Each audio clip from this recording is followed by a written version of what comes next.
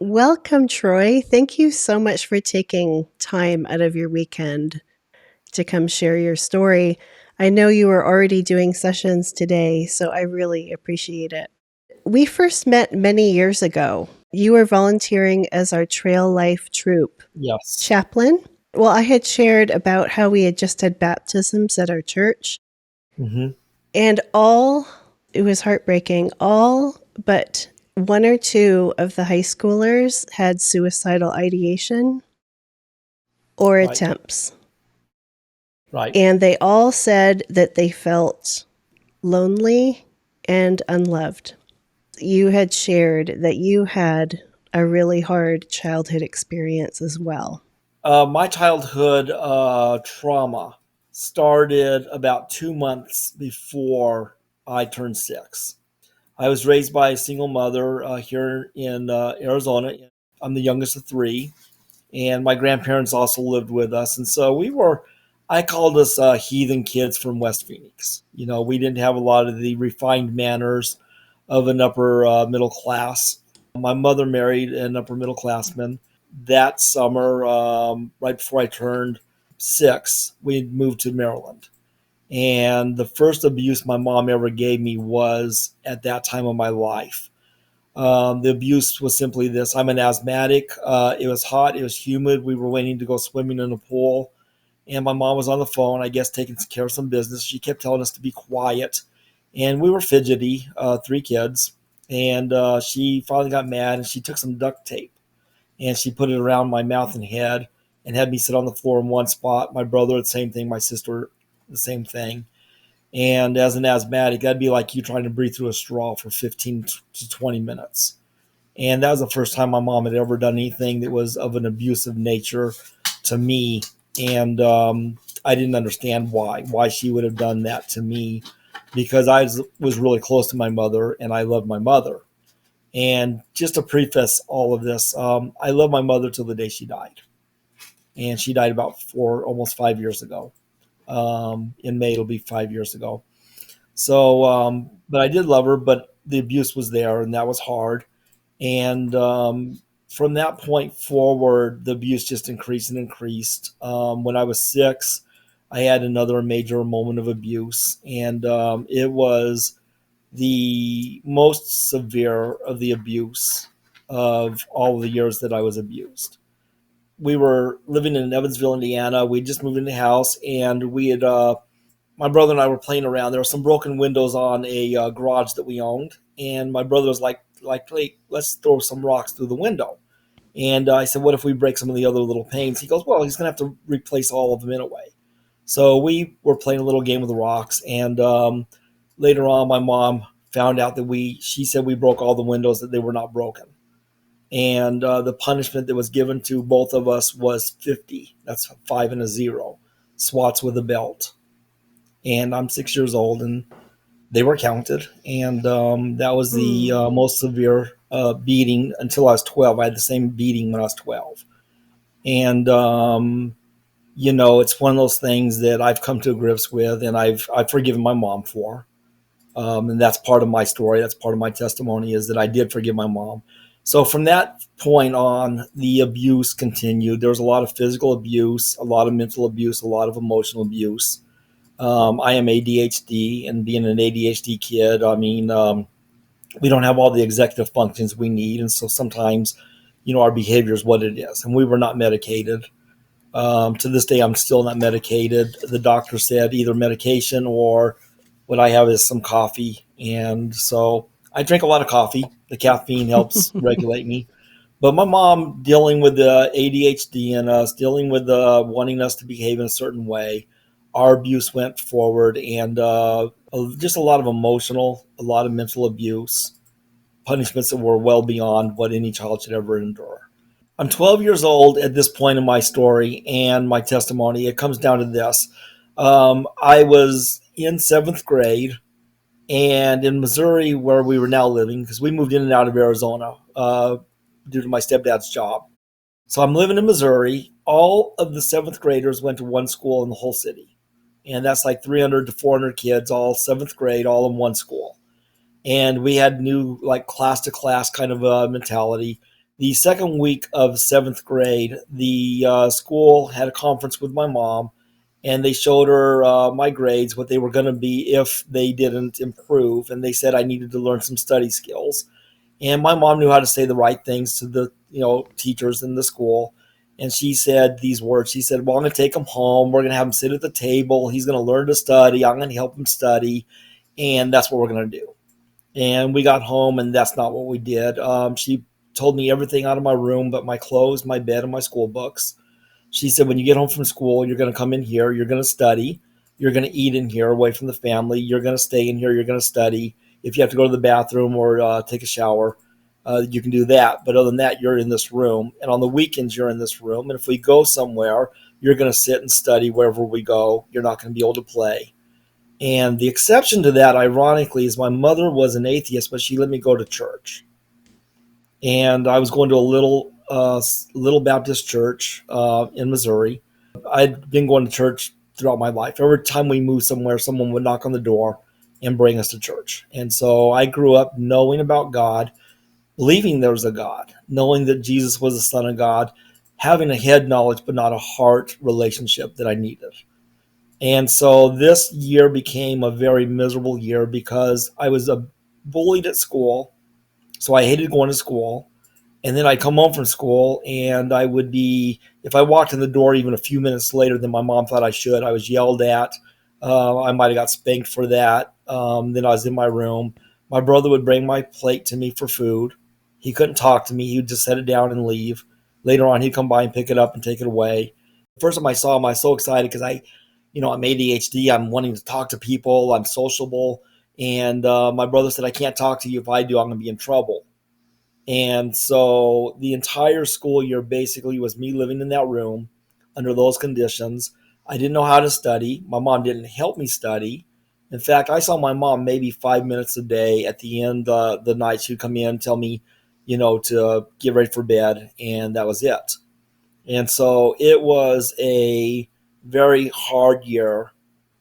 Only way I survived at home was I was a reader, and I was reading 2 chapter books a day. I read a lot. It was kind of interesting because I had about 2 weeks into the school year, or 2 weeks into my situation, the librarian told me I couldn't check out books anymore. And I'm like, "Why?" And she said, "Well, you're taking 2 books home every night, and they're chapter books, and you're bringing them back the next day and turning them in. Some other kids that would want to read them don't get to read them because you're just taking them home and you're not reading them." And I said, "I am reading them."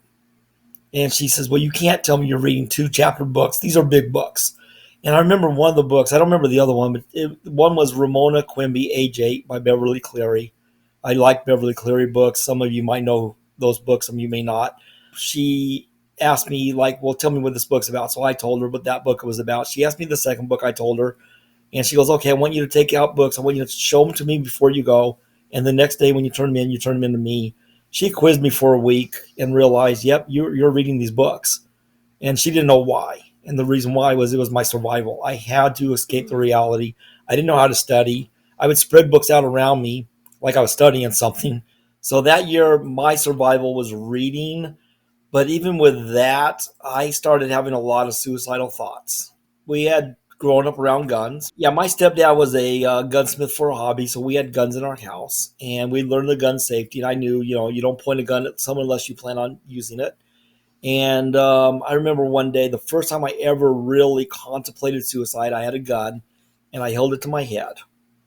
And I had 2 thoughts, and those 2 thoughts were simply this. Number one was the thought of it's going to hurt really, really bad.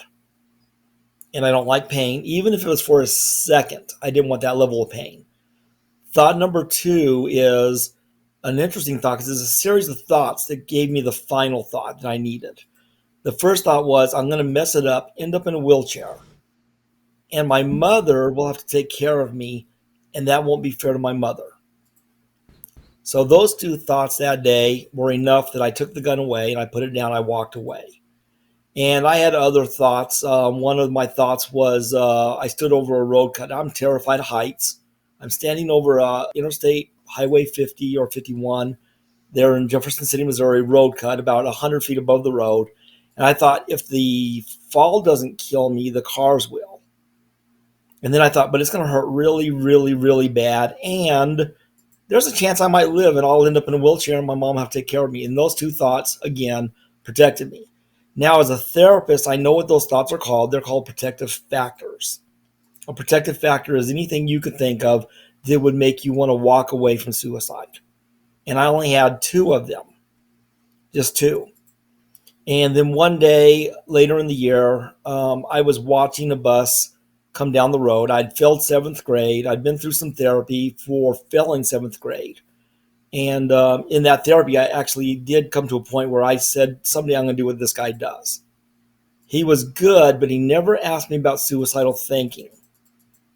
And if he did, I either lied to him because it never came up in therapy.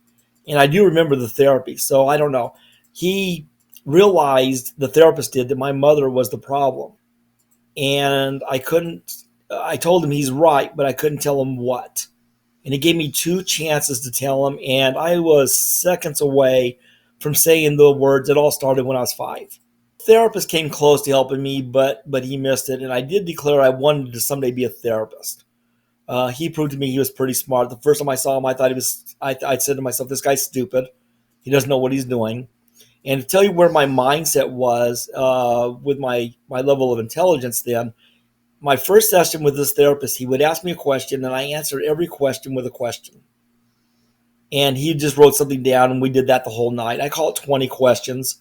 It was a lot. It was more than 10, and people like rounded numbers, so I figured he had 20 of them. Into that session, I said, "This guy's stupid. He doesn't know what he's doing." The next session was about the family therapy, where my mom did all the talking about, I'm just lazy. I don't even try. I don't care. And she tried so hard to help me, but I just didn't want the help. And, that was the second session. The third session, I thought, well, here's this stupid guy again. And, he asked me a question, and I smiled because that was my game. I answered him with a question. And he looked at me and he answered my question with a question, and I answered it, and he smiled and he wrote something down, and we did that whole day. And I said, "This guy's smart. Someday I'm going to do what he's doing." I was 12 years old. I knew I was going to be a therapist. I was 47 when I stepped into the field. But in my life, I did a lot of other things that were also of importance to me. So anyway, back to where I was at. So I'm watching this bus come down the road, and I had the two thoughts. It's going to hurt really, really, really bad. And the other thought I had was, I'm going to end up in a wheelchair because I'm going to fail, and my mom's going to take care of me, and that's not fair to my mom. And then I said probably the scariest thought of my life, and that is, I don't care. And I'm watching this bus come, and I said, I don't care. And I can just tell you this, my world got less bright. It was like black and white vision. I heard no sound, and I felt numb. And I took one of two needed steps to get in front of that bus. And the only thing that saved me that day was that bus was moving faster than my thinking. And I did have two protective factors. And so because they slowed me down, the bus missed me by about that far in front of my face. The wind blew back, life exploded, sound came back, light came back vibrant. Like I said, when that bus missed me, it was like the realization I almost died. And I had a really good thought. And that good thought was this: I don't want to die, but I can't live without love. And so I'm in a dilemma for a week. I'm in a lot of pain, a lot of suffering. At that point, I am at the end of my school year. I'd already failed, so my mom was no longer keeping me in my room. And we lived near some woods. And I was walking through the woods a week later, and I'm thinking to myself, I can't live without love, but I don't want to die. And that dilemma was on my brain. And I just remembered in churches growing up, all those years that I was allowed to go to churches, there were always usually some either older lady or man. Of course, I'm 12, so everyone was older. But they would always say, if you have a problem too big for you, go to God. God will give you an answer. And so I'm a week beyond that bus incident. And I said out loud, God, no one loves me, not even my mother, and I can't live without love. And I don't know what I expected that day. I really don't know, but I just had to give it to God. And what I got is not what I expected. I had a thought enter my brain. And the thought word for word, said, "That may be true, but I love you enough that I sent my son Jesus to die for your sins. And if you accept that, you'll know love. And if you don't, you'll never know love." And Wow. you would think you would think that I would have jumped on that right away, and I had to be sure of this love because I couldn't live without love. So I made a deal. I said, as long as you promise you'll always love me and never leave me, I will accept that. And another thought entered my brain that day, and that thought said, I will always love you and I'll never leave you. And I think it was about 4 years later where I actually saw that was that scripture. So I said, as long as you promise me that you'll always love me and never leave me, because I can't live without love. And the next thought that went through my brain is, I will always love you, I'll never leave you. And a few years later, about 4 years later, I found out that was scripture. And that was really kind of cool because, those thoughts were real. People want to challenge them. I have a lot of atheists that want to challenge me in my thinking. I'm like, you cannot deny my thinking. And so that was the moment that I became a believer, a born again, not just head knowledge, but heart knowledge. Now, I didn't share that with anyone. I didn't share my suicide with anyone either until I was 20 years old. I was in the Navy. I wanted to become I was a medic, a corpsman. They call them corpsmen in the Navy. And to work with the psychiatric unit, I had to go to a school to become basically a version of what I'm doing right now, a therapist. And to go to the school, they require a 1 month session with a psychiatrist, at least once a week. And the psychiatrist I worked with me for a month and a half, 5 days a week for an hour every day. And it was very intense. He heard my entire story. I thought, I'm never going to make it. He's never going to approve me for the school, and he did. He approved me. And I said, are you kidding me? I said, you heard how crazy my childhood was. And he told me this. He said, everything you did in your childhood, other than one thing, was what a therapist would tell you to do. And I said, well, what was that one thing? Now, this is part of my story that I didn't share yet. I'm going to go back a little bit. I was a year after my salvation. I endured more pain and suffering in the home. I didn't want to leave my mother, but I knew I wanted to go live with my dad. But again, I didn't want to hurt my mother. And I thought telling her I want to go live with my father, who had just retired out of the Army, that would hurt her. Anyway, I went through this intense psychology, the therapy, and he approved it. So a year after my salvation experience, my mother got upset and she kicked my brother and I out. And I'm going to repeat her words. These are going to be a little bit harsh, but she said, I don't care if you live, die, or go to hell. I don't want you in this house when I get home from work. Now, that looks and sounds like, wow, that's horrible. But for me, those were freeing words. I was free to do what I wanted to do. She just gave me permission to go live with my dad. So I went to live with my dad. I was 13. It was the summer. Again, it was the summertime right before I turned 14. I wrote my mom a letter. I didn't have a therapist tell me not to send it. That's what they called the unsent letter. And I didn't understand why I wouldn't want to send it until this psychiatrist told me why not. But in that letter, I told my mom, I started off with a list of things that she did to hurt me. And it started when I was at that age of 5, again at 6, and it went through all the way up until the very last day I was with her. I analyzed my mother. Again, I was destined for therapy. My analysis, people go, well, how much could a 14-year-old analyze? So here's what I said, word for word, to my mom. I said, I don't think you meant to harm us kids. I think you like the idea of having kids, but not having kids. You wanted dolls you could play with and put on a shelf and take down when you wanted to play with us, and we were not dolls to be played with and put on a shelf. When you married our stepdad, he put expectations on you that were higher than you could handle, and you didn't know how to make us behave the way he wanted to because we were poor heathen kids from Southwest Phoenix. And so the only way you could get us to try to behave the way he wanted was for the abuse. So that was my analysis of my mother, of why she did what she did. Then I made a choice to forgive her because I needed to do so. I created what now I understand are called boundaries. I said, I'm never going to come live with you again. And I said, and you'll never hurt me again. And I listed out 3 reasons why. I told my mom, if you want to know me, write me back, but I'm never going to come live with you. If you don't, I hope you have a good life. And I mailed it. Now, no one told me to write the letter. No one told me why I shouldn't have mailed it. The psychiatrist in the Navy said, you should not have mailed that letter. He says, but it worked out good for you. Now I'm asking him, well, why shouldn't I have mailed this? And he said, well, think about it. She's your abuser. I'm like, right. Why shouldn't she know what I wrote? And he said, think about it. She's your abuser. And I'm thick. I'm 20 years old. I said, tell me, Doc, why? Why shouldn't I have done it? And he said, she could have wrote you back a very abusive letter and hurt you again. He said, the letter itself is healing, and you don't need to mail it to be healed. And so I tell a lot of people the unsent letter, and there's ways you send it, you destroy it any way you want to. And it's like delivering it. So unsent letters can be done for grief. They can also be done for abusive situations. He approved me to be a psych tech, and unfortunately by then the school had closed. With that, that's my testimony story is up to that point in my life. The letter, the moment I sent it, I felt the best I'd felt since I was 5. And I analyzed myself and I said, what did my mother take from me when I was 5 that I just got back? And I came up with 3 words.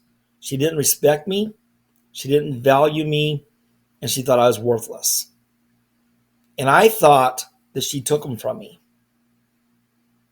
But I've learned since then that she couldn't take them from me because they're attached to who I am. And my perspective now is every human being is born with dignity, value, and worth. Dignity, the right to be respected. Value, we are part of the world around us. We give to the world around us. And worth, I define worth as simply this: we are not trash to be thrown away. When we are abused, we don't see who we are as a human being. But those 3 things still exist. Sometimes we abuse ourselves and we don't see who we are.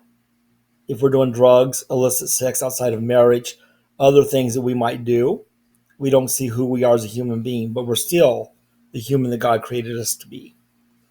And so DVW Therapy, that's the name of my therapy, which you stated earlier, is Dignity, Value, Worth Therapy. And it's a lot to write that down on a business plan to say I'm Dignity, Value, Worth Therapy, so I do DVW. I abbreviate it that way. And I have a therapy for people who are suicidal on recognizing who they are as a human being, because it healed me, completely healed me that day. I went forward with a lot of strength. Now, there were times where I would struggle. If someone said something abusive or did something abusive, I would struggle. And then I would remind myself, I know who I am. I have dignity. I have value. I have worth. And I got to a point where if someone does such a thing to me now, the moment I feel myself fall down, I pick myself up and I say, my dignity, my value, my worth is not dependent on what that person said or what that person did. I know who I am. So our dignity, our value, our worth are part of who we are. And I help people recognize in themselves these things. And it gets to be interesting. I work with adults, I work with kids. If they're suicidal, I use it. If they're low self-esteem, I use this. Because I find this, if you can do a self-esteem check between a 1 and a 10, and you are 3 or lower, I can almost guarantee you're going to be suicidal. If you feel your self-esteem is that low. But what boosts our self-esteem is recognizing our humanity, our dignity, our value, and our worth as a person. So when I sit down with someone, I'll ask them the question, do you recognize these things in you? And most of the time they'll say no, or they'll say, well, maybe a little bit, but maybe not this one or maybe not that one at all. A lot of them say worth. They don't recognize worth. And they think they're worthless. Well, if you think you're worthless, why are you going to live? I thought I was worthless as a kid. Why did I want to live if I'm worthless? But every human being is created by God, and we have worth. So I start with the dignity. I always define it as this. It's your right to be respected, and it starts with self-respect and then the respect of other people. And so when someone tells me they don't have dignity, I look for those characteristics of dignity that I can see. And I see it real easy in people. So usually I'll look at someone, I'll start, like if their hair's combed, I'll ask them, did you get out of bed with your hair looking the way it looks like right now? Especially with the girls or the ladies, they're going like, oh, no, I got up and it didn't look like this. I combed it, or I brushed it, or I, whatever they have done. And I'm like, why? And they're like, well, I don't want to go out looking like that. I'm like, why? And they're like, well, because people might think badly of me. I'm like, that's your dignity. That's your dignity. Dignity is in the way we take care of ourselves. A newborn baby has as much dignity as you or I. Now, they may not be respected. They may not be given that chance to life, and that's sad. But their right to be respected is still there. How do we show dignity? We give the baby to the mother. The mother holds the baby, the skin on skin contact. They clean the baby. They clothe the baby. Mother feeds the baby. You care for that baby. That's the dignity of the baby. Yeah, a newborn baby has as much dignity, and they learn to eventually care for themselves. But the right to respect, again, can be abused. The other side is, when other people respect you, and not everyone will respect you. And I've learned to say, it's not my problem. If they're not respectful to me, that's not my problem. That's their problem, because they don't know who I am. If someone's disrespectful to me, I don't make it my problem. You can't hurt me unless it becomes my problem. If someone says something mean to me and hateful, that's their words, but I know who I am. And so therefore you can't hurt me with your words.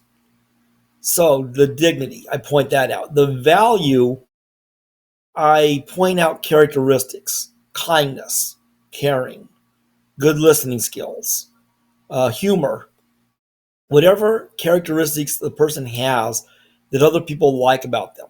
Now, if they don't know, I will ask them to name a friend, and they'll tell me a friend's name. So they may see George. I'm like, what is it about you that George likes? And they go, well, I make George laugh. I listen to George. I talk to George. George and I share common interests. Okay, those are your values. You're valuable to George. And here's where I get to talk with suicidal people. If you died today, the world would be a sadder place. And they'll tell me, no, it wouldn't. And I said, George would be sad. Okay.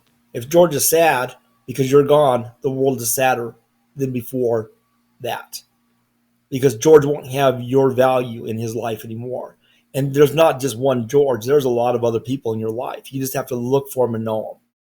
So our value is outgoing. Now, the world defines worth differently than I do.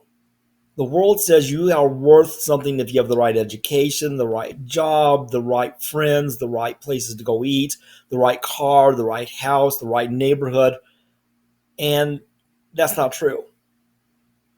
A newborn baby has worth because God created us to have worth. And I teach people this one sentence. And the sentence is, I am not trash to be thrown away. I have worth. I am not trash to be thrown away. I have worth. Now, I happen to have a piece of trash next to me. It's a candy wrapper. And I give this illustration to everyone. Here's 3 things that I will not do with this piece of trash. I will not spend time with it. I'm not going to take it everywhere I go all day long going, look at my trash. Isn't my trash just beautiful? I'm not going to do that. I'm not going to do things for it. Oh, you poor trash. You look like you could be straightened up a little bit. Here, let me fix you. And I'm not going to give it things. Oh, you poor trash. Here you go. You could use this little object here. My hand's going whichever way. Here, I'm going to give you a little gift. Let me give you a little gift. It sounds silly, and it sounds silly for a reason. Trash is meant to be thrown away. I have a trash can next to me, and it's thrown away. If someone spends time with you, if someone does things for you, if someone gives you even the simplest gift, it could be a glass of water, it could be a soda, it could be a candy bar, it could be whatever. It could be a handwritten note. You are worth their time to do things for and to give things to. You are not trash to be thrown away. And that's your worth.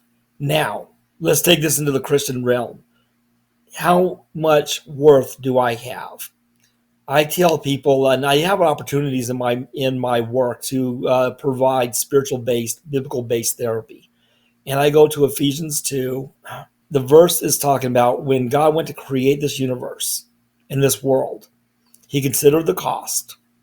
And by doing that, he considered that humanity would sin against him and he'd have to become one of us and he'd have to die on that cross for our sins. And it wasn't just for one or two. He considered the cost of you and me and every human being who would ever live. And then he said, it's worth it. How much worth do we have? Jesus spread out his arms and died on a cross for me. So Jesus died on that cross and he said, you're worth that much. And if I say I'm worthless, then I'm calling God a liar. We have Mm. worth in this world. And we have to realize that we are a human being. And if we can help people see that, again, Ephesians says that he considered the cost. And I always go to then Genesis where he says, let there be light, and there was light. And God created the heavens and the earth. And, we look at all the creation, but he created us to have that relationship with him. And without that relationship, you're not going to recognize so easily those characteristics. They're there. But dignity, value, and worth is a big part of our humanity. And so I'd use this concept in therapy, and I do help people to recognize who they are so that they can move forward and not, be at risk of wanting to end their life. With my mom, I did love her. I just wanted her to love me back. I did build a relationship with my mother, and I did maintain those boundaries. And in my life, there were times where she would try to be abusive, and I'd say, "You're not going to yell at me. I'm no longer 12, and you will either talk to me, or I will leave, and I won't be back for." And I'd give her a time limit, a week, 2 weeks, whatever. And if she continued to yell, I would say, okay, I'm out the door. And I'd go out the door and, she wouldn't see me for a few weeks. I hung up with her on the phone several times because she's going to yell at me on the phone. I wasn't going to let her abuse me. And here's the sad thing I think some people might find sad. I've accepted it. I don't think my mom ever really loved me in her entire life. She would say she loved me because I was doing things for her. But she never, I don't think, really understood love. However, I will say this. She did become a Christian later in her life. And before she passed away, about 15 years before she passed away, she became a believer. She did attend church with us. She attended church for a while with my brother, too, at his church. I did see a softening of her when she became a Christian. There was evidence. So I was convinced her salvation was true. And so the hope is she's in heaven with Jesus. My dad also became a believer. He wasn't a believer. And so the ironic thing for me is to think that they're both in heaven going, oh, you're here. That's my humor. I just think I could see that happening, like, like now they have to get along because they're in heaven together. But so she did. She passed away. But until she died, I did love my mother. And that was just the way it had to be. And I accepted her for being the way she was. I do want to share this with everyone. If you can come up with 5 reasons on that bad day when you feel like you're on the edge of life, and if you can come up with 5 reasons that can move you away from that edge, they have to be meaningful. They'll move you away. They won't stop the pain. They won't stop the hurt, but you'll have some kind of hope that life is worth living. So for me, my 5 protective factors that I have. One is my faith in God. I don't want to stand before God and say, that life you gave me, that only you had the right to take, I thought I knew better than you. Number 2 is my wife. She would be devastated. Number 3 is going to sound funny, but I have 2 ferrets, and they would miss me. They'd be very They sad. They would not understand. would. They would. They really would. And people laugh when I say this next one because underneath my ferrets comes my brother. And the reason none of my ferrets is simply this: my brother would miss me, but at least he would have understanding that they would not have. Yeah. And my sister and I are not that close. She's very much similar to my mom in a lot of ways. And my sister would still miss me. And so those are my top five. Five, I think, is a good number. If I would have had Yeah. three the day of the bus, I would have still tried to get in front of the bus. I think so. With all my heart, I think three would not have been enough. Four, I've always debated. Would four maybe? I might have walked away, but I might not have. And for some reason, five's always been a solid number. I think if I had five reasons, I would have walked away sad, but I would have said life has some reasons to live. And so Yeah. I always encourage people to come up with five. I tell healthy people, have five reasons that you know that life is worth living. And they have to mean something. I jokingly tell my clients this: if you tell me your goldfish would be sad, I'm going to challenge that because goldfish don't care who feeds them as long as someone's feeding them. They have a 3-second memory. I did have one of my clients get mad over that, and he said my goldfish really loves me and cares. In a way, there's got to mean something. If the protective factor doesn't mean something, it's not protective. And five is a good number. In my life right now, I can name 20 things easily. I can name 20 things. And people say, well, what do you need it for? You're not suicidal. And it just takes a moment of something to happen. And even a good moment, you can have a thought of you should just kill yourself. 3 years ago, I'm driving in a new truck. I was new at the clinic I'm at now, so it was a new job.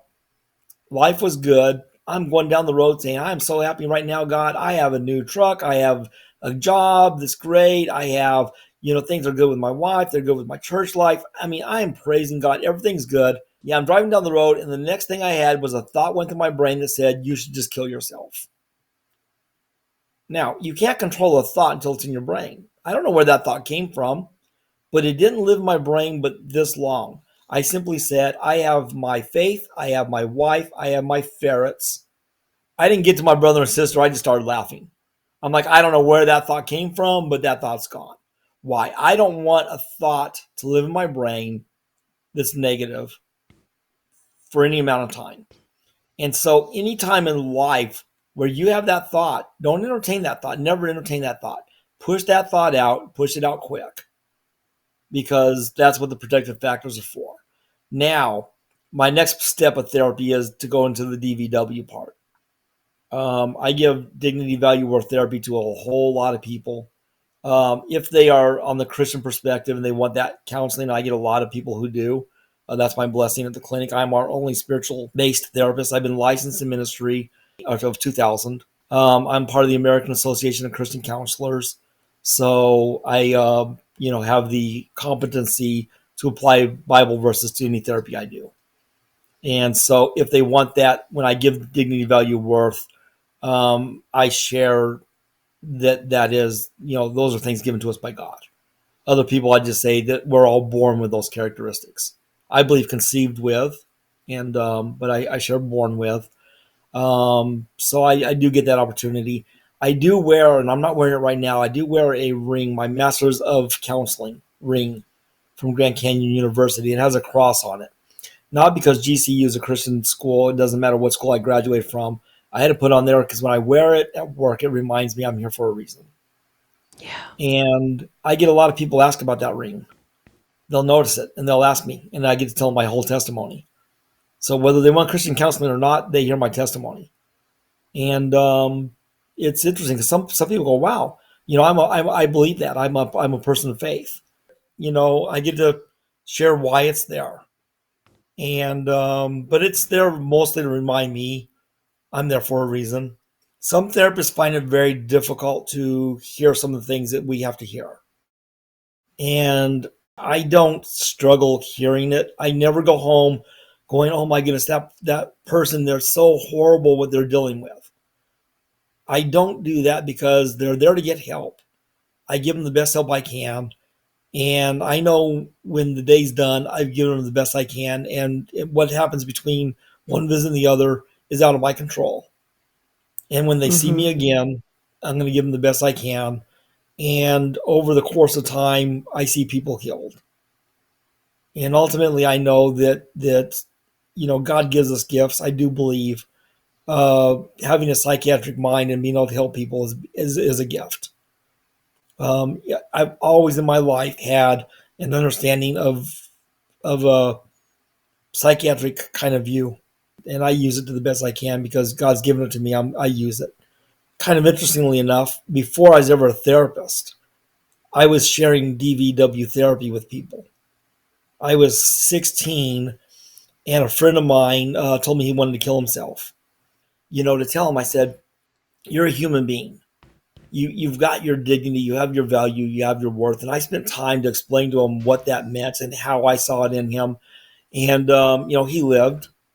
He didn't kill himself. And then a few years later, someone else, told me the same thing. And through my life, I've had several people telling me that they just were so done with their life. People that didn't even know me sometimes. Strangers would tell me this at a bus stop. I have someone say they get talking and they would do it. I'd give them my testimony and I'd talk to them and I'd just tell them, I see in you these three things. God's giving you these things. And part of that is a testimony of faith as well, where some people come to faith, hearing this. And so God uses it. God uses it when a complete stranger says, how do you know God's real? I say, I wouldn't be alive today if he wasn't real. He spoke in my mind with a thought, not, some people, oh, how do you know you're not schizophrenic? That's a big one I always get. How do you know you're not schizophrenic? I said, because I didn't hear the voice of God. Mm. It was a thought. It was a very clear thought. And you felt it. Yeah, and I felt it. And it was very true. Now, in my life, there have been 5 times where God has entered my thinking. And each time he does, it's a blessing. But every time he does, it's always true. It's always true. The other things I look at is God is a God of miracles. And I can give testimony of miracles. One of the miracles that I've experienced in my life was I suffered sciatica horribly, really bad. And my wife and I, we were on the way to Colorado Springs. I was going to show her where I lived for a few years of my life. And we got to Durango about 11 o'clock at night. And the sciatica was so bad, I just knew we had to turn back and come back to Arizona, come back into Phoenix. And she goes, well, can we pray about this? I said, yeah, we'll pray. We'll pray for relief. But if it's bad, I can't do this trip. We were driving a stick shift truck. Sherry couldn't drive it. I knew if it got bad, I had no relief. So we prayed a simple prayer in that pool for God to relieve, not to heal, but just to relieve the pain. That's where my faith was at. It was like, okay, just relieve the pain. I woke up the next morning pain-free, but when you're laying down in bed, there's no pressure, no compression on your spine. And so, yeah, I felt good. And I said, well, pack up the truck, go eat breakfast. It's after breakfast. If it still feels like it feels now or good enough, we'll go on the trip. But as soon as it gets bad, we're headed back to Phoenix. That was August 3rd, 1999. And I've been free of sciatica, which I had had for 5 years. Free of sciatica since 1999. And so God does heal. False evangelists will say, you're healed, you're healed, you're healed. It's a miracle. It's out of the norm. I don't think everyone who says that they're healed is necessarily healed. I was just thinking about, there's a difference between a humble prayer and a demanding request. Yes. Now, I want to share the ultimate prayer I can share with anyone of healing. My friend's wife was dying of 5 viruses.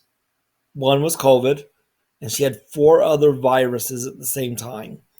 I was camping with the Trail Life boys up, somewhere up in the mountains. While I'm camping, my friend had told me, we knew she had these viruses before I went camping. And I engaged friends of mine who are all in ministry. I have a friend in Australia. I have a friend over that was in Thailand. I have a friend in the UK. I have a friend down in Mexico. I have a few friends, one up in Canada and 2 over in Africa.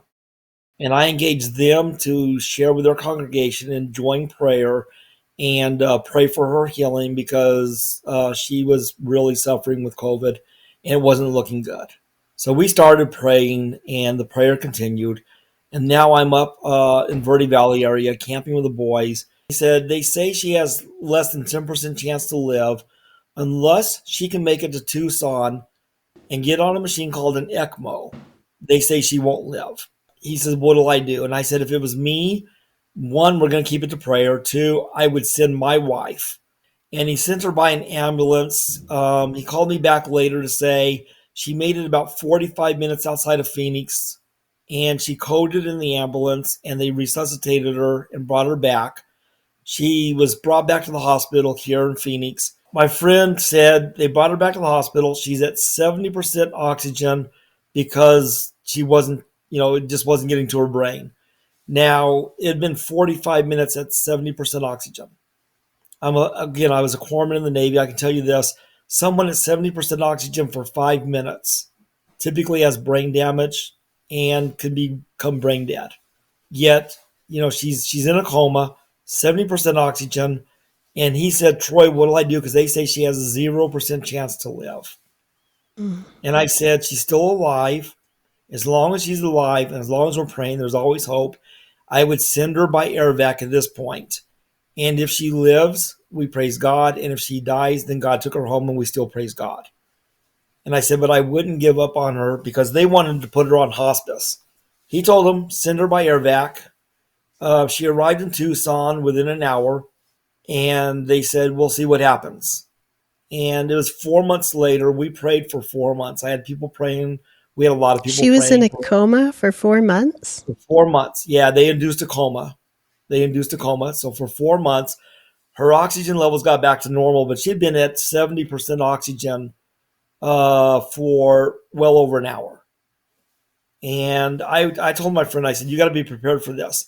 If she comes out of this coma and she might be brain dead. I said, I'm just telling you the facts. She might be brain dead. We've been praying, but she's in a coma right now. We don't know. The machines are keeping her alive. I said, if she's not brain dead, she probably is going to have some brain damage because that long, without oxygen is damaging. I said, we're praying for none of that, but just be prepared. And that's the medical side of me, but, still optimistic about our prayer. She got transferred to Phoenix here. She was in a rehab there. She had a trach tube in, and they took her out of the coma. They took the trach tube out, and he said she responded positively with a smile, so like she recognized me. And she can't move. She couldn't even move to right. She was so weakened from all of that time in a coma. And he says when I left, when I said goodbye and I had to leave, she got teary eyed and she cried a little bit. So her responses were what we call appropriate affect, but we didn't know where her brain was at. A week later, they took the trach tube out, and she spoke in a strong, clear voice. And I can just tell you this: I was at her house today, my friend's house, with her. She has, carries oxygen where she goes, but she has a clear thought process, praising God all the way. And here's the interesting part: the doctors that were on the case said to my friend, "There's no explanation we can give because she had 0% chance to live, but your prayers by your God was answered." Oh, wow. So the doctors had to recognize it was a miracle. My perspective Mhm. is them saying she has less than 10% chance to live still gave a chance. And God Mhm. wasn't going to give the doctors a chance for credit. He waited until they said 0%. And then he said, watch me. He said, watch me. That's And powerful. then he did what he did. And no one I know can argue that healing. I've had atheists try, and it's like, you tell me how it is when the doctor said that and 70% oxygen for that long, how you can tell me that there wasn't a God answering our prayers because we were praying and she's alive. And if the doctors had their way, she would have died that day. Mhm. And they can't argue that. I recently had someone on Facebook. I was going back and forth with them. They were an atheist, and they go, show me a miracle that you can prove. So I started off with my testimony. That was one comment. Then I went into another comment. I went into the one of my sciatica, and that one he kind of goes, well, yeah, well maybe there's a lot of maybes about the sciatica one. And then I got to that other one, and he didn't respond back. He couldn't refute that. He couldn't say, no, that's just, whatever. There's nothing you could say about that miracle of my friend. And I'll honor her. Her name is Janice. Her husband, Kevin, they're a tremendous good couple. I actually got to perform their wedding about 19 years ago. And yeah, they're both believers in Jesus, and they definitely believe in miracles. Interestingly enough, I was having my hair done. The hairstylist confided she was pregnant, and it was during COVID, and she was really, really sick.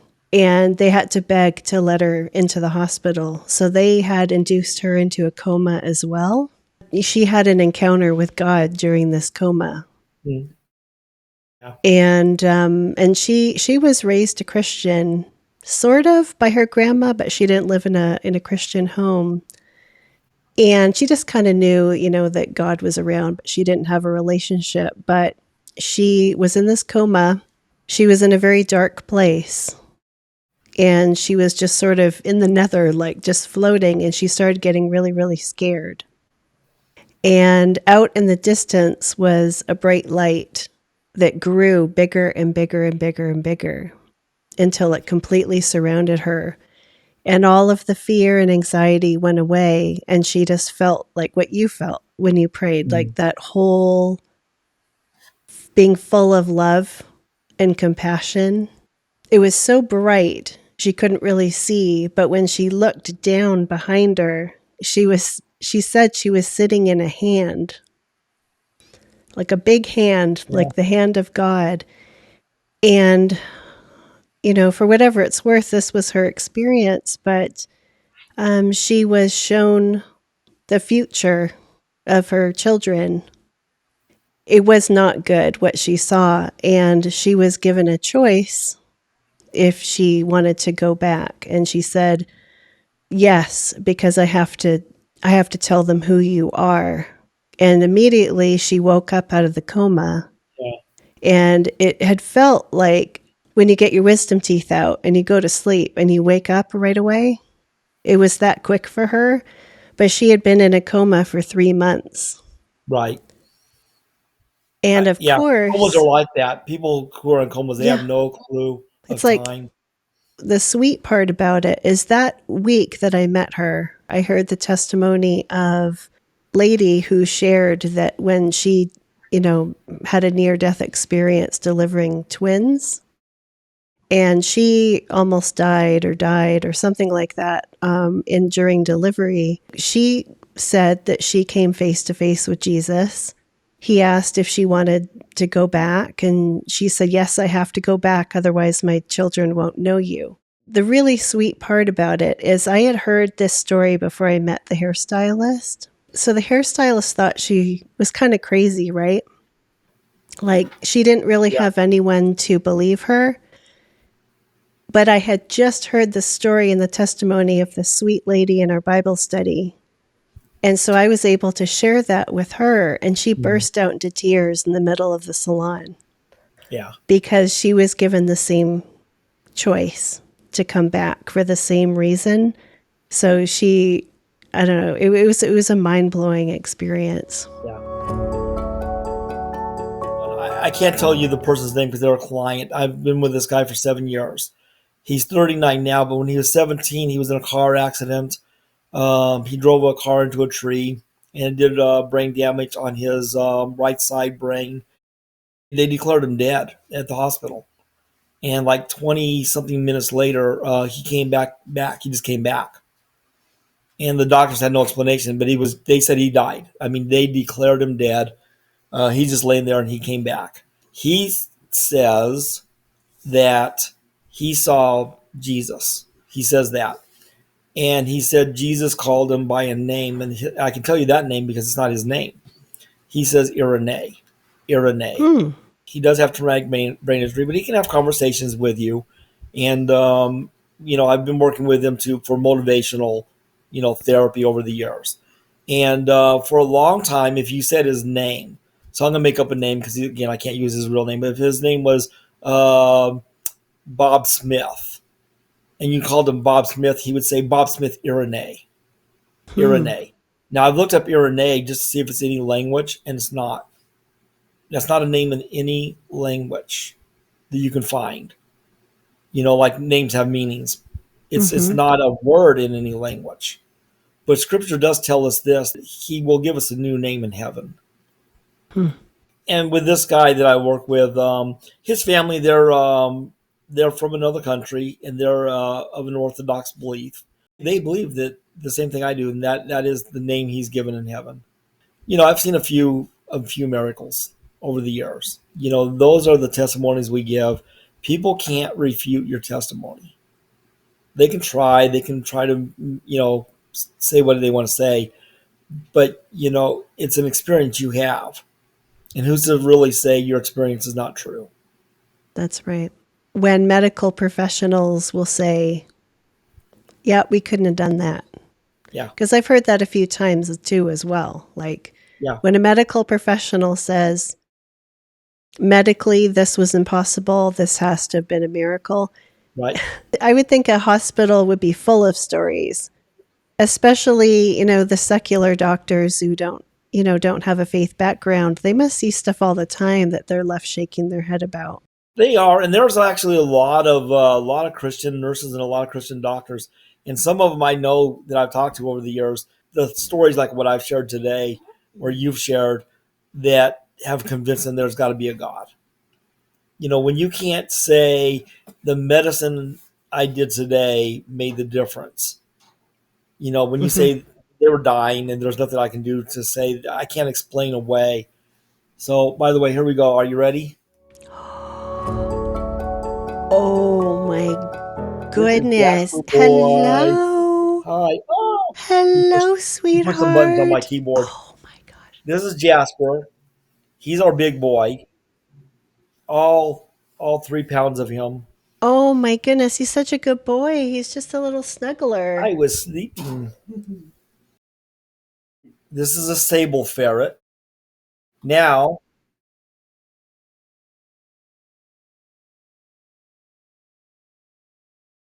this is Jade. Oh my She's a lot gosh. smaller than he is. Oh my god. He's she's a lot smaller. Look at that. This is our new girl. She's a little over 4 months. She's our new little girl. She's a good girl. Yes, she is. How do you think animals impact our mental wellness?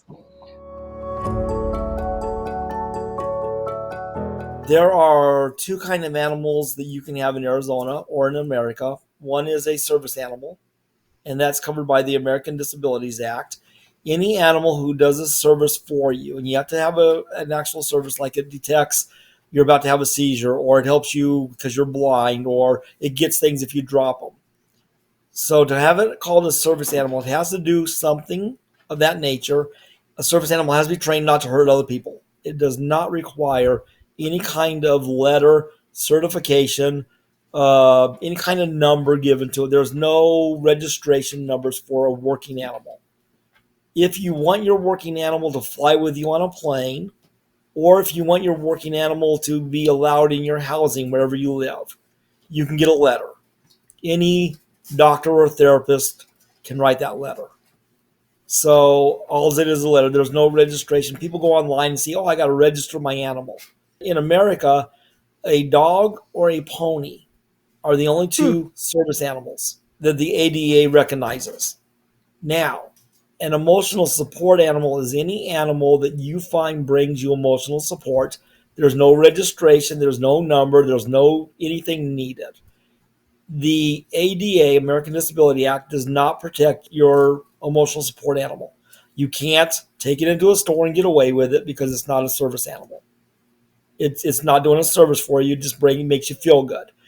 If you bring it into the store and they challenge you, you have to take it out. Any animal, you can name a lizard, you can name a snake, you can name any animal you want as an emotional support animal if it brings you support. Now, the Fair Housing Act of 1988 lets people bring them into houses. So if I'm renting somewhere or in a hotel somewhere and I want to have it, I have to have a letter. Any therapist can write you a letter. They just have to be able to prove that animal brings some kind of emotional support. They do not state in the letter what the disability is. even for the service animal. The disability is your protected information. Now, there's a third kind of animal, and that is a therapy animal. And Hmm. a therapy animal can be any animal you bring in that you would use therapeutically. So I have had ferrets in the past years that were good for therapy. I think my boy Jasper could become one of those. They have to have a really good demeanor. They have to be, tolerating to be held. People will hold them. They'll cuddle with them. It's an emotional support for the moment in therapy. Animals do bring us comfort. They do. One of the, for anxiety and for depression, I tell people, walk your dog, play with your dog, do something with your dog. If you have a cat, good luck, because cats don't care about you. They just ignore you, right? Okay. For all the cat lovers out there, that's my attempt at humor.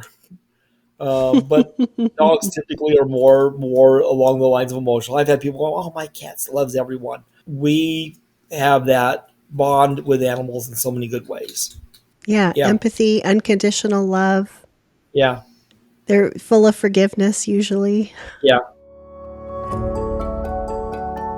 I saw a picture of you with a dolphin. What was that about? Oh, that's on my webpage, dvwtherapy.org. That dolphin was at SeaWorld. I have naturalistic intelligence. Harvard did a study on the brain. 4 intelligences on the left side of the brain, 4 on the right side. But one of the left side intelligences is called naturalistic. You are really, really naturally good with animals, with plants. We're at SeaWorld for an in-water adventure. Sherry and I were there, and they do this thing where you reach out and you hold the dolphin under the chin, Hmm. and you go forward and it comes up and touches you on the neck, and then you go back and you let go. And I did that, but I didn't let go. I looked it in the eye and I came forward halfway and I stopped, and it came forward and touched my nose to its nose, and then we both backed away at the same time. And I thought I was going to be in trouble because you're not supposed to do anything with the dolphins other than what they tell you. And the trainer, she'd been trained, what, about 15 years, she said, Sherry? Yes. That was amazing. And I said, I'm glad you think so, because I know I could get in trouble because I did something I wasn't supposed to do. She goes, you don't understand. She goes, number one, you are the most calm I've ever seen anyone ever be the first time in the water with a dolphin. Hmm. Even new trainers are not as calm and relaxed as you are. That was the first thing I thought when I saw you in the water is, wow, this guy is so relaxed in the water. And I said, well, yeah. I said, that's me in water anywhere, with any animal. And she said, the other thing is, even trainers don't do what you did, but dolphins love it. They love the Hmm. nose-to-nose contact. You made that dolphin very, very happy. And she said, it takes trainers sometimes 3 or more months before they can do what you did. It requires the trust of you and the trust of the dolphin at the same time. You went halfway. If the dolphin didn't trust you, he would not have completed the rest of the half. That's so cool. And so that picture was taken by their videographer, and I got photo packet done. Okay, so speaking about dolphins, so Chad used to dive in Florida for a time. There was the story where there was a dolphin encounter, not at a zoo or an aquarium, but it was like a therapy place. And there was a nonverbal boy who would come. The boy would go off in the corner and talk to the dolphin. So the dolphin was like, ee, ee, ee, like having its little language, and the boy was talking in his own way to the dolphin. Well, they did this for weeks, and they didn't know what they were doing because the boy wasn't supposed to be in the corner with the dolphin. It was one of those rules that you're talking about, that you're not supposed to do this particular thing. But the dolphin was incessant about taking the boy and communicating with this boy. Well, it turns out that this boy ended up drawing a map with perfect detail, and they knew where the dolphins would go when they left, the pools. They were free to come and go. So these dolphins would go and they would go into the wild. Well, the people who worked there knew where the dolphins went in their natural habitat, and the boy drew a perfect map. What he described was where the dolphins would play. So there was a particular place that the dolphins liked to go that had a very particular landmark, and that was described. And the map was correct. Yes. Yeah. And dolphins are very intelligent. There's a lot of it. This dolphin, his name was Razzle. He's an ADHD dolphin. I'm ADHD, so we got along You great. bonded. Yeah, she sent him. She goes to Razzle, go back to the other trainer. Halfway there, he circles around, comes back like, "Hi, I'm here," and she's like, "No, Razzle, you're done. Go back." And be like, "Okay," he's from over there. It's like, I'm But not I remember many, many years ago, you were very passionate about like brain training. I was certified in a school for teachers in a program created by psychiatrists in 1960. It's called Brain Gym, GYM, like gymnastics. Yeah, so brain gym is the kinesthetic motions that separate the top brain, the bottom brain, the left brain, the right brain, the forebrain, and the back brain, and stimulates all of those areas to give you a really good balance. And it's good for learning, it's good for memory, it's good for focus. So I used it as a teacher. I did see a miracle the first time I ever did brain gym. I saw a miracle happen. And that's why I still use it as a therapist. I had a boy that I was working with. I can tell you his name because I've been given his permission plus his mom's. Elmo was in America for 3 years, speaking English as a second language for 3 years. He could answer any verbal question you gave him, anything. Incredibly smart. With 3 years of English as a second language, he spoke fluently at the seventh grade level. At the Heard Museum, a lady held up a Kachina doll, pretending this is a Kachina doll. She wants some little third grade go, "That's a Kachina doll." She called on Elmo, and Elmo said, "That's an ancient Indian artifact symbolizing their faith in their deity." That boy was incredibly intelligent, but he could not write. He Hmm. could write his letters, but they were all capital, and he was compulsive. He'd write, just to write the E took him like a minute because he'd write over and over and over and over and over. Then a capital L next to that over and over. Then he'd touch the E up a little bit. Then he'd touch the L up. And then he'd go to the M. He hated writing, but he could answer any question of anything we'd ever studied. He could spell out loud any word. He gave me 3 paragraphs one time on a boy and his dog. And I wrote it down. And 2 weeks later, I said, "Do you remember the story you did?" He goes, "The boy and the dog." I'm like, "Yeah. Can you kind of tell me what it was?" I'm holding it. He verbatim gave it back to me. Incredibly smart, but he couldn't write. Three Hmm. quarters of the way through the school year, we did brain gym. Before we did brain gym, I had him write their spelling words 10 times each. He was mad. He was like just frowning as he pulled his book out. He's frowning as he pulled his paper out. In 10 minutes, he got his name, one word 10 times, one word once. So 10, 11, 12 words. Then I said, put him up. Now he's mad because he has to put him away. We did a 5 minute brain gym session. I said, without another word, everyone go back and continue where you left off. He sat down calmly, pulled out his work, started working. I timed him 5 minutes. He finished that one word 9 more times. He did 4 more words 10 times each. With that boy, that moment that happened, he said, "I don't know what you did, but you fixed me." Wow. And the next day, some people challenge it like, "Well, what happened the next day?" So the next day, first thing in school, they do board work. He hated doing his board work because it was writing.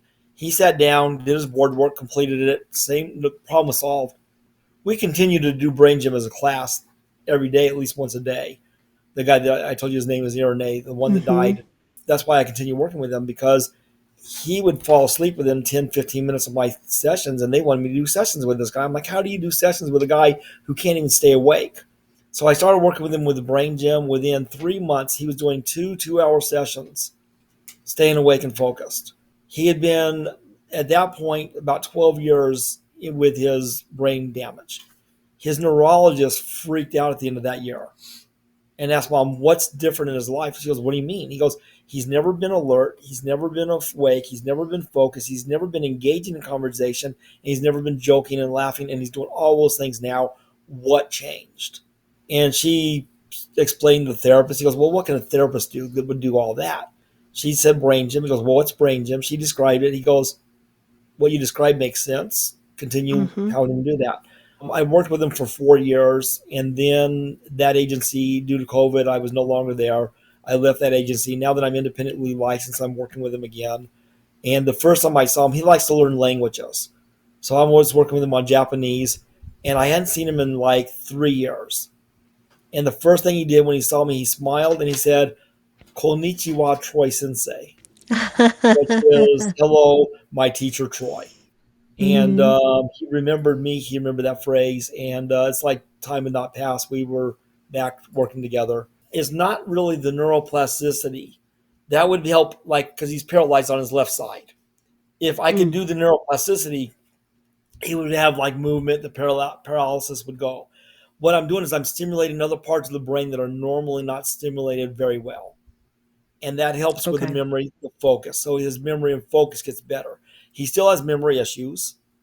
He does. He still has memory issues. He's still very limited. He does like wordplay. He loves puns. We do jokes every week when I see him, and he laughs at the ones you think he would never get. He laughs hard at them, and he can tell you why. It's stimulating different parts of the brain and getting them to fire better. I've worked with people with dementia. You can't reverse a disease, but if it sparks more of the brain, then they're going to have a better focus, and it'll appear as if they're almost like you've reversed it. So I've worked with people with, that had had strokes and they were having some memory issues, where it showed significant improvement for a year or two, but eventually the disease will take them away and they'll Mhm. suffer with it. That makes But sense. you know what? If you give someone a quality of life for 2 years that they weren't going to have, I mean, this guy had no quality of life. 15 minutes, literally, he was asleep in Mm. his chair. He went from that to here we are 7, 8 years later now, better quality of life. That's incredible. Um, yeah. So I use that in therapy. I use it with kids who are struggling. I use it kids that have reversal issues, like if they're dyslexic, and I'm dyslexic. I was diagnosed at the age of 7, given good therapy. So I've incorporated 2 of my exercises for my dyslexic therapy because they're so much like brain gym. So I call it modified brain gym.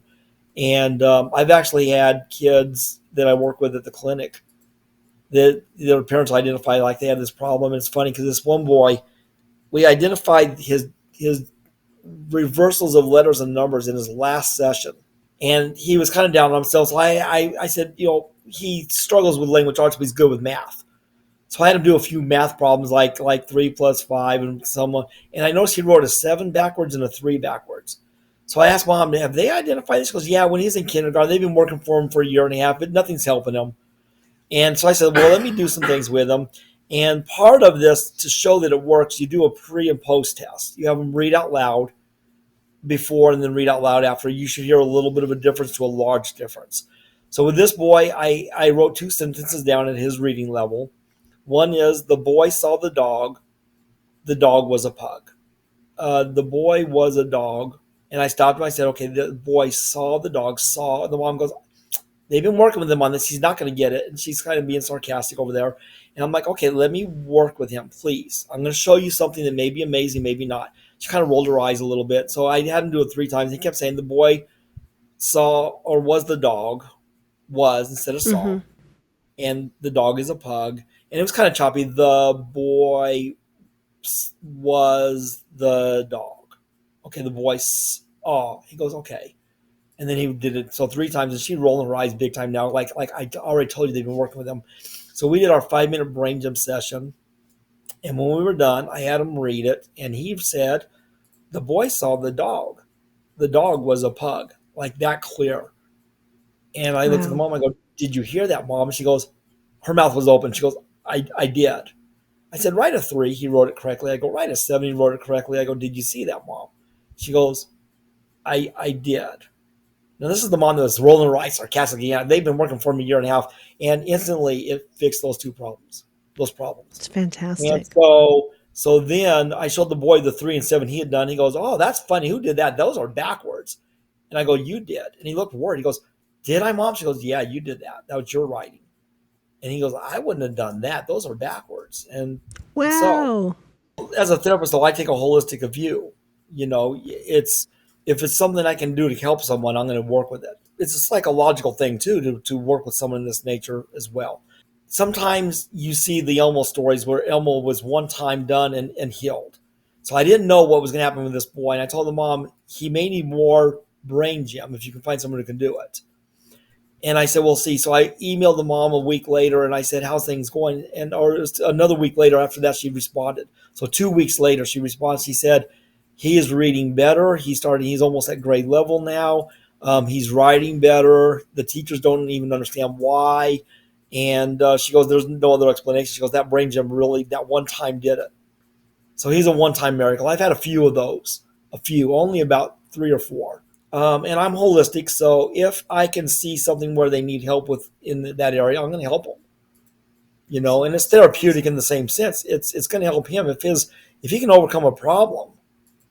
And I do a lot of brain gym sessions with kids that have trouble with focus because they're there for that reason. ADHD kids, I work with them on their focus. I work with other kids that have like some memory issues sometimes, like, they struggle with remembering things. It's a tool I have. As a therapist, I can use any tool that I'm competent to use, including spiritual-based therapy. I'm competent, so I can do it. I've had some people, I offered them brain gym. They're like, nah, I don't think I want that. Okay, I'm not going to do that. But if they want it, yeah, I want to try something, and I'll go through it.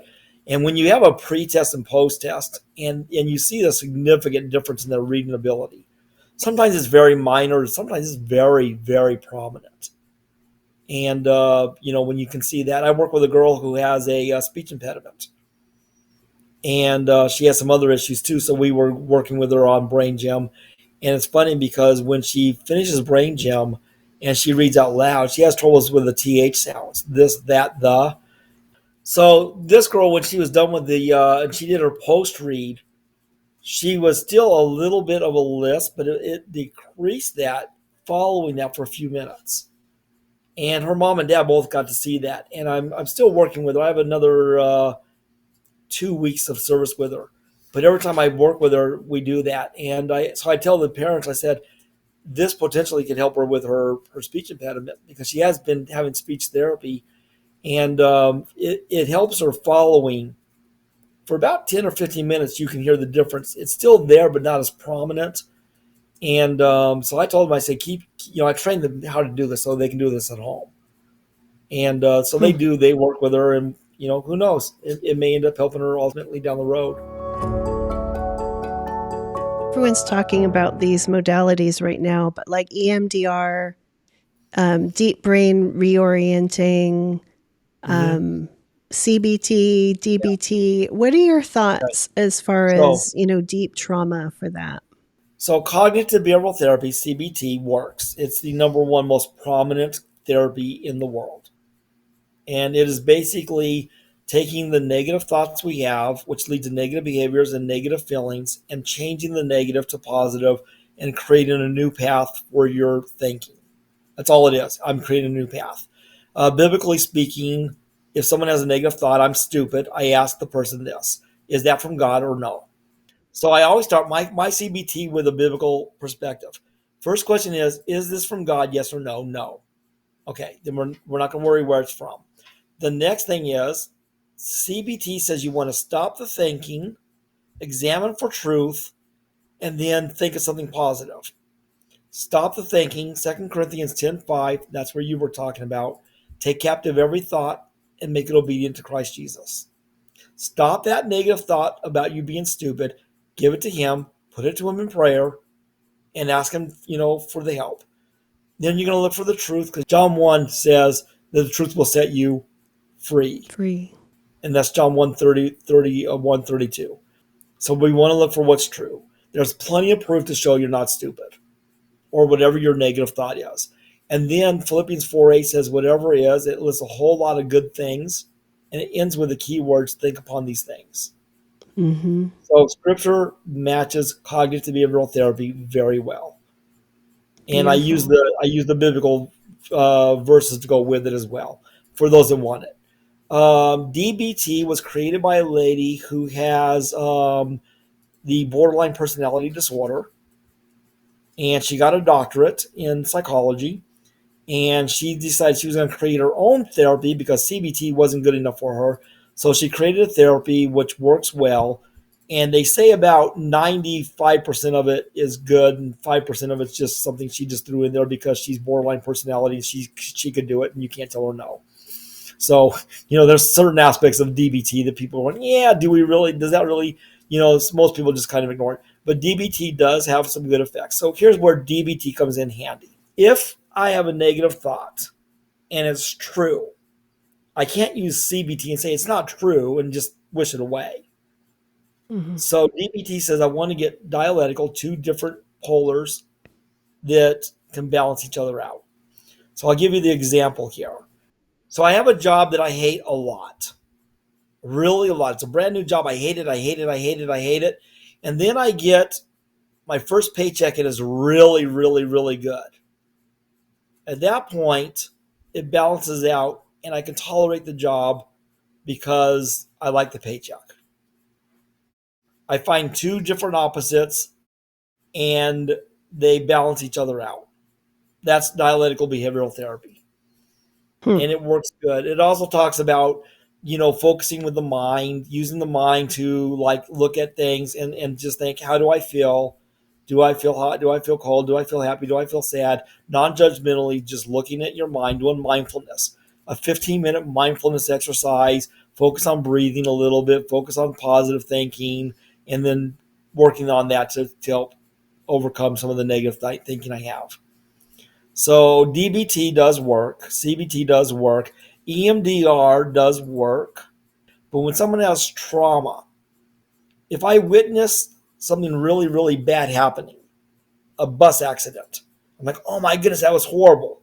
15, 20 Mhm. minutes later, it went from the side that's living the moment to a side that just remembers the moment. If I have a traumatic experience and it doesn't shift from one side of the brain to the other side, then I keep getting stuck reliving it, Wow. and that's trauma. EMDR does certain things that has you relive by talking about it. You relive the moment, and they do certain movements with the eyes. They do other things with some tapping, and that helps Mhm. transfer it from one side of the brain to the other. So To EMDR is process it? proven. Yeah, yeah, yeah. It does. It helps Okay. you move it from where it's still living to where now it's just a memory. Interesting. Yeah. So EMDR does work. There are some other modes that work well, and there's some other ones that I'm real skeptical of. If I Yeah. know it works well, I use it. I'm eclectic in my work. I'm always looking for new things. That's the advantage. ADHD is not a disability, it's a different ability. If you can learn how to overcome some of the problems with it, it becomes a super ability. Yeah. I agree. And as an ADHD, I think in my own box. All my peers, they do what they know works, what they've been told works. They go for the easiest route of therapy. I look at those things and I consider them, but I also look for new things. I'm always looking for new things and I apply new things. I use Brain Gym. Right now, I'm putting together a lot of work for the ADHD kids and adults, basic therapy using the concept of executive functions. That So is so executive important. functions, yeah, executive functions are important. Working memory is an executive function. Creating exercises that will help someone gain those executive functions that normal life people get when they're 4, 5, 6, 7 years old. And so if I can do that with those tools, so I'm putting together that. That's thinking outside the box. I really think you could be servicing a whole big community here in Arizona. Yeah. Are you accepting new clients? I was going to ask you, is how do people find Okay. you and connect with you? And do you Yeah. work with clients outside of Arizona or not? I'm only licensed in Arizona. If one of my clients goes to California on vacation and they want to do telehealth, I cannot do it. I have a tough question for you. Do you have any thoughts about physical versus spiritual, demonic, generational curses as causes for mental health struggles? Okay, that's a good question, and I do because as a spiritual based therapist, I have to have some perspectives. Right. If someone comes to me and says they think that it's a demonic issue, I'm on a fine line because I do work with a licensure also for mental health, but because I'm doing a spiritual based mental health, I will say, okay, if that's what you think, I'm not there to do an exorcism, so that's out of the question. I will say we can look at it as potentially that, but also, how about this? We also work with some therapy. Here's the biggest thing I can tell you. I had a lady who heard voices, and she said it was demonic. There's definitely mental issues that will cause this, and medication can help. So here's my perspective: if medication helps, it's not demonic. Demonic would be beyond that. If the medication doesn't help, then perhaps it is. Now, if the therapy helps, it's not demonic. I worked with a boy who's 17. I was the first person he'd ever told in his life that he heard voices and saw things. And he said to me, I don't know if it's demonic or whatever. He goes, I kind of always thought it was or whatever. And I did therapy with him. He didn't want the medication, and the therapy helped him about 90, probably 98% of the time. The voices were diminished, and what he was seeing was gone. So the therapy helped him. Certain aspects of therapy helped him like pretty quickly. So for hearing voices, there's something called subvocalization. Subvocalization is the sound of the voice you hear when you read to yourself. And I believe Mhm. this. I think man has enough sinfulness in our own mind and heart that we're going to create our own problems. The We don't demons need aren't. extra help. We don't need extra help. Mental health wise, again, if it can be explained, if it can be removed with medicine or with therapy, subvocalization, when they read 2 or 3 minutes to themselves and focus on the voice they hear in their mind when they're reading, and the voice is diminished, that tells me that that's not going to make a demon flee. I've had one person who it could have been. I Mhm. I'm still skeptic, but there was a lot of things about their issue that made me think, yeah, it could very be spiritual. Now, here's the side: if they tell me they're a Christian and they're possessed, my perspective is you cannot be a Christian be possessed, Right. because greater is He who lives in me than he who is in the world. Mhm. And if Jesus is in my heart, my mind, my life, no one's going to take me out of His hand. No one in heaven, on earth, or below the earth. Right? If I'm in His hand, I'm His. There's no room for demon possession in me. Now, can a demon bother me? Sure. But I think for you to hear voices, that would be within you. And I've worked with a lot of people who have these issues. And therapy or medication or a combination thereof can help and work. Very rarely does someone have a good success, though, with them with just therapy without the medications. It's a chemical imbalance. Just like ADHD is a chemical imbalance. My dopamine level is lower than your Mhm. dopamine level. Because of that, if you are not ADHD, if you drink your coffee, you get really high dopamine and you get scattery and whatever. Dopamine in a ADHD person is a little bit low. A stimulant raises it to normalized. A person who's normalized has a caffeine or something like that, a stimulant, it raises it above normal, and they're jittery, jittery, jittery. They can't sleep. They're jittery, jittery until it wears off and comes down. The reason I do caffeine is my mom didn't want us on Ritalin. Ritalin was the medication of the day, and she didn't want us on Ritalin. And so the doctor says, well, either you do nothing, which isn't working for you, or you give them straight black coffee before school every day. My mom thought that was great because at home I was really focused and calm and not bouncing all over the walls. She'd send us to school that way. About 25, 30 minutes into the school day, it wears off because it doesn't last that long. To wrap up, could you repeat what your website is, and I'll put it on the Yeah. screen as well? My website is D as in dignity, DVW, Dignity Value Worth, therapy.org. Go to Alma, ALMA. Alma is a company that credentials therapists, and they do the billing for us. You'd have to request me through a consult. I am limited in what I'm doing right now with it.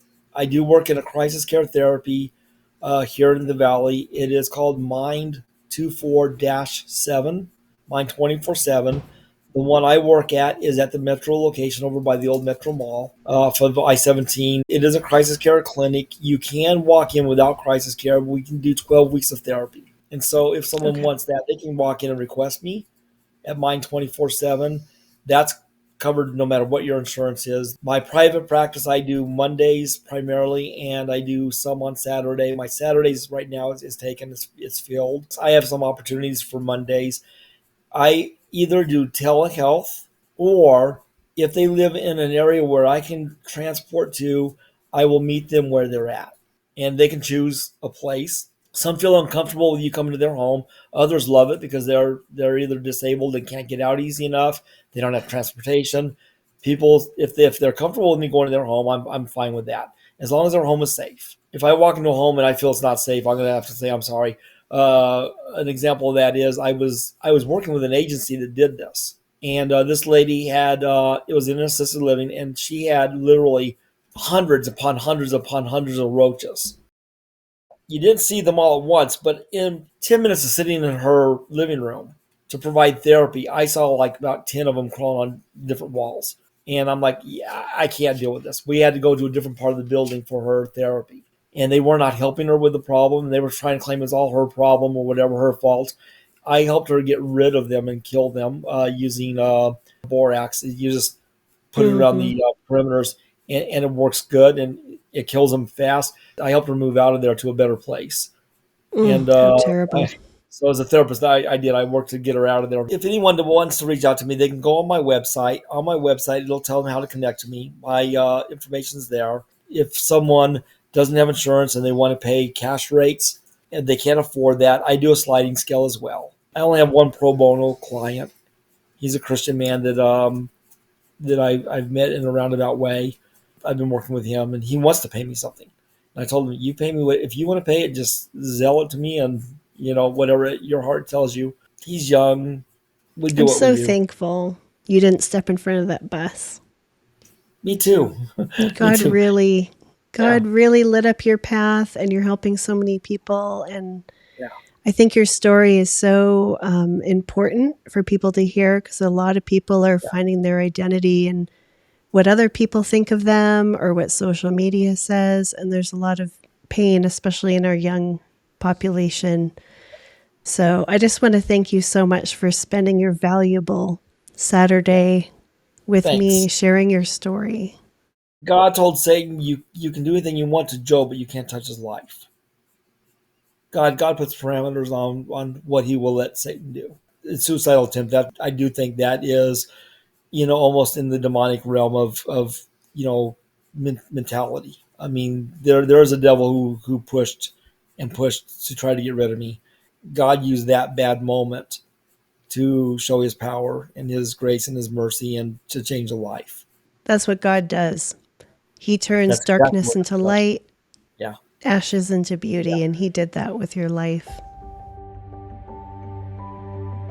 Lord Father in heaven, we come before you now. I thank you for this time. It's been an interesting time, but a fun time. Lord, I just pray that this message, as it's edited, reaches out to so many lives and touches hearts and minds. Lord, for those who do suffer low self-esteem and a low feeling of their humanity as you've created them to be, with their dignity, their value, their worth as a human being, Lord, help them realize that they can start seeing those three characteristics and being the person that you've created them to be, overcoming the diversity and the struggles in this world, and to just find their reasons to live, and then to give the praise and the glory and the blessing and honor to you. For Lord, ultimately, you're the one that heals all the minds that are touched. I'm just a tool, and you use me as you will. And I just pray that you'll continue to use me in such wonderful ways, and other therapists as well who are doing the work that they do. It's in Jesus' most precious name we pray. Amen. Amen. Thank you, Troy. Yeah. All right.